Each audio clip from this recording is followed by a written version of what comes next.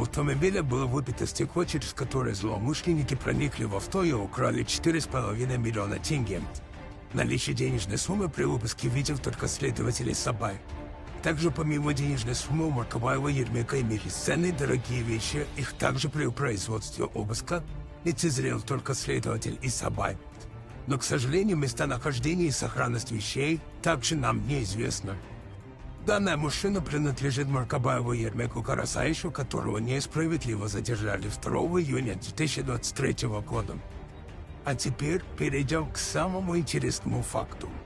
Код и пароль от телефона знал лишь только следователь Сабай. Сам Маркабаев не имеет доступа к телефону с 2 июня 2023 года.